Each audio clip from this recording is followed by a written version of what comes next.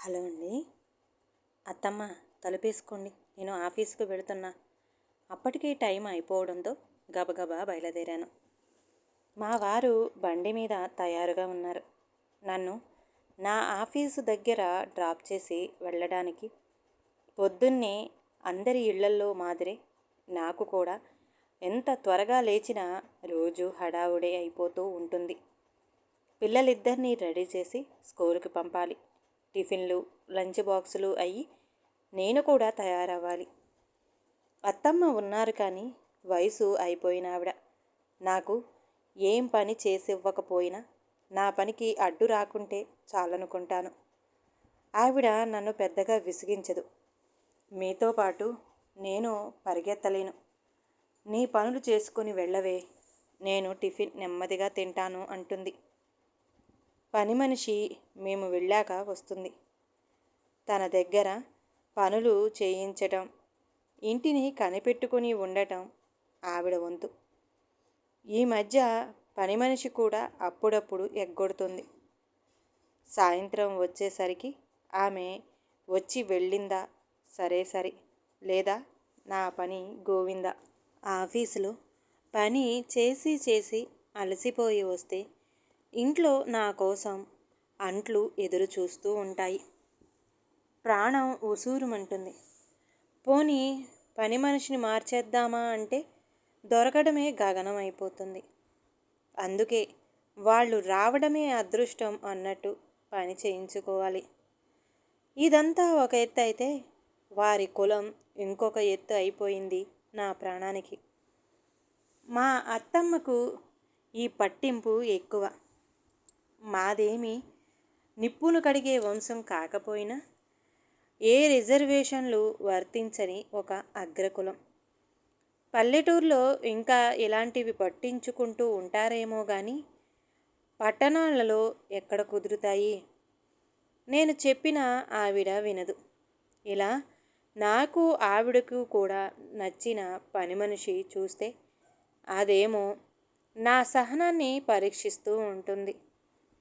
ఆలోచనలు ఆగిపోకముందే మా ఆఫీస్ వచ్చేసింది. మా వారికి బాయ్ చెప్పి ఆఫీసులోకి వెళ్ళిపోయాను. అది నా మరో ప్రపంచం. పనిలో పడితే ఇక సాయంత్రం వరకు ఇంకేం గుర్తు ఉండదు. సాయంత్రం అవుతుంది. పని ముగించి ఒక్కొక్కరం బయలుదేరుతున్నాం. పక్క సీట్ పావని బ్యాగ్ సర్దుకుంటూ రండి ఇక వెళదాం అంటూ వచ్చింది. ఇద్దరం ఆఫీసులో నుంచి బయటపడ్డాం. పావని, నీకు తెలిసిన పని మనిషి ఉంటే చెప్పు. ఈ మధ్య నా పనామె మరీ అధ్వానం అయిపోయింది. వారంలో 3 రోజులు రావటం లేదు అన్నాను. చూస్తానులే అని అంటూ ఉండగానే ఆమె భర్త రావడంతో వెళ్ళిపోయింది. వెనకాలే మా వారు కూడా వస్తూ కనిపించారు. ఇద్దరం ఇల్లు చేరాం. ఏముంది, ఈరోజు కూడా పనామె రాలేదు. అత్తమ్మ మోకాళ్ళు నొప్పులని పడుకొని ఉంది. ఉదయం ఎలా వదిలి వెళ్ళానో అలాగే ఉంది ఇల్లు. చేసేదేమీ లేక బట్టలు మార్చుకొని రంగంలోకి దిగాను. మరుసటి రోజు ఆదివారం కావటంతో కొంచెం రిలాక్స్గానే ఉన్నాం. ఉదయమే వచ్చిన పని మనిషి నిన్న ఎందుకు రాలేదని అడిగితే ఏదో నిర్లక్ష్యంగా సమాధానమిచ్చింది. నాకింకా ఓపిక నశించింది.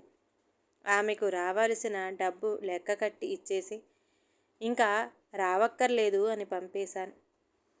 ఏదేదో శపించుకుంటూ వెళ్ళిపోయింది. ఆమె రాదు అని తెలిస్తే పని చేసుకోవటంలో నా ప్లానింగ్ ఏదో నేను చూసుకుంటాను. అలా వారం రోజులు గడిచాయి.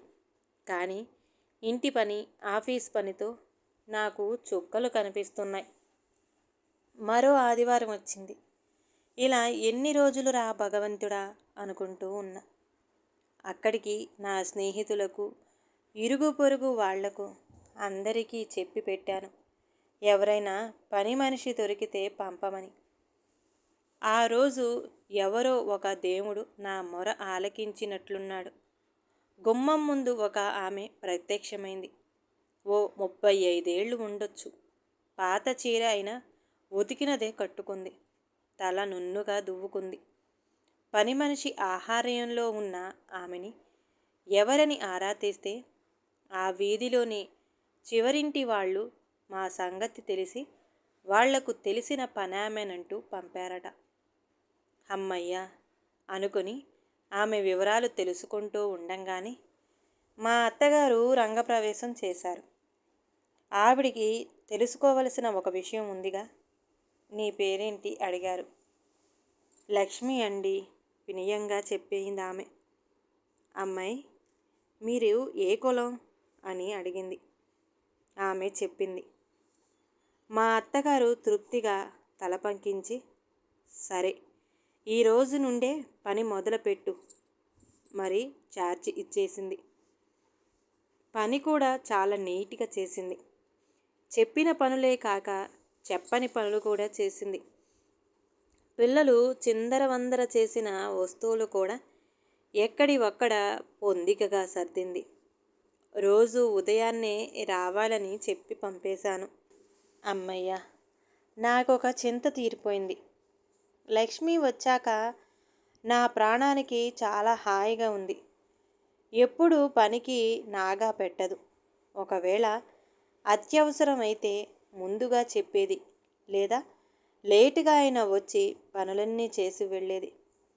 నమ్మకమైన మనిషి, ఏది ఆశించదు. బలవంతంగా ఇస్తే తీసుకునేదే తప్ప అడిగేది కాదు. విలువైనవి కళ్ళ ఎదురుగా ఉన్న తాకేది కాదు. అత్తగారికి కూడా లక్ష్మి బాగా మాలిమి అయిపోయింది. ఆమె మోకాళ్ళ నొప్పులకు అప్పుడప్పుడు తైలం పూసి మర్దన చేస్తూ ఉంటుంది మరి.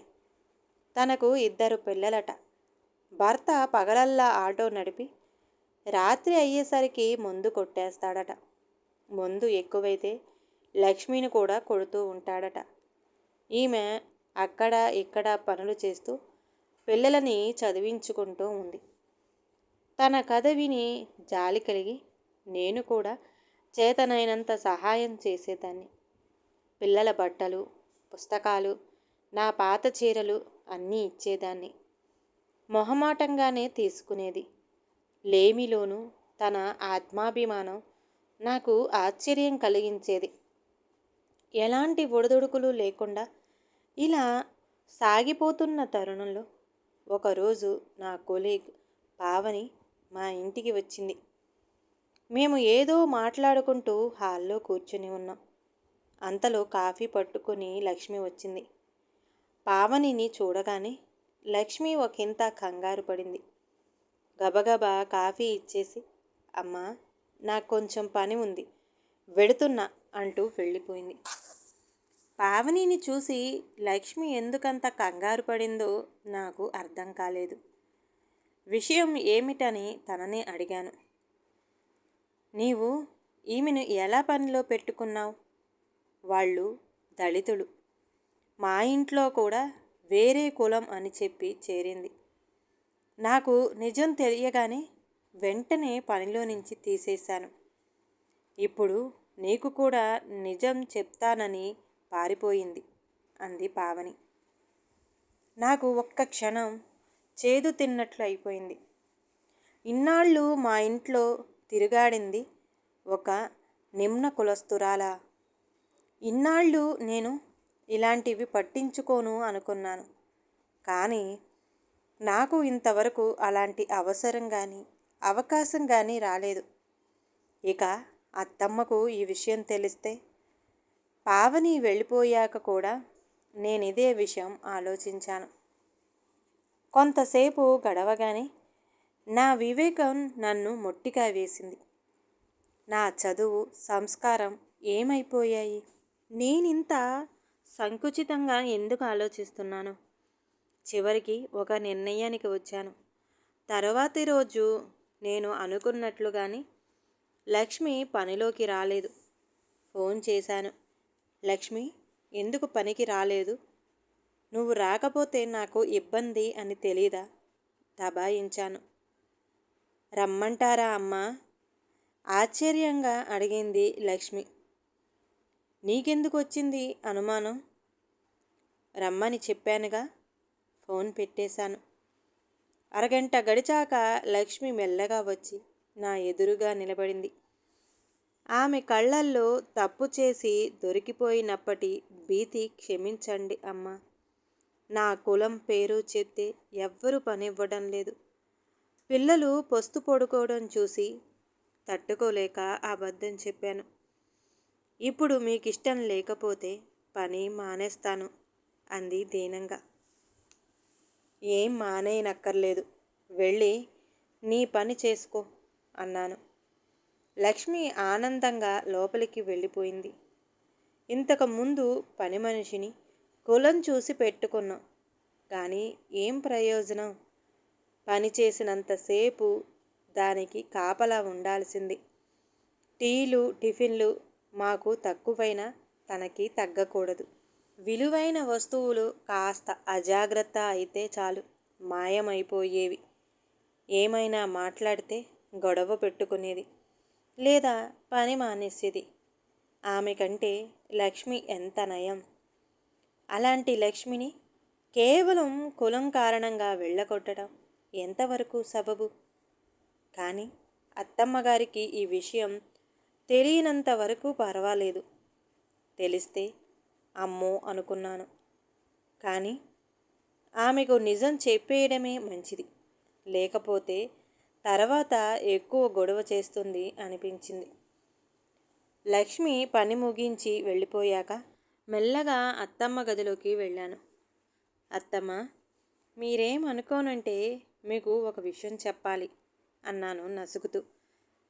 నీవేం చెప్పాలనుకుంటూ ఉన్నావో నాకు తెలుసు అంది ఆవిడ గంభీరంగా. నేను అవాక్కయ్యాను. లక్ష్మి గురించేగా. నిన్న నువ్వు నీ స్నేహితురాలు మాట్లాడుకుంటూ ఉన్నప్పుడు నేను విన్నాను. మొదట నాకు కూడా కోపం వచ్చింది, కానీ తర్వాత ఆలోచించాను. లక్ష్మి గురించి తెలియనప్పుడు తన పనితనం గురించి మనం మెచ్చుకున్నాం. నాకు కూడా ఎంతో సేవ చేసేది.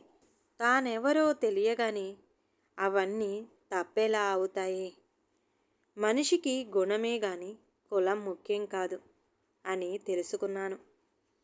అందుకే లక్ష్మి మన ఇంట్లో పని చేయడానికి నాకు ఎలాంటి అభ్యంతరం లేదు అంది ఆవిడ. అత్తమ్మలో నిజమైన అభ్యుదయం చూశాను నేను ఆ క్షణంలో. ఈ కథ గనక నచ్చితే ప్లీజ్ లైక్ చేయండి.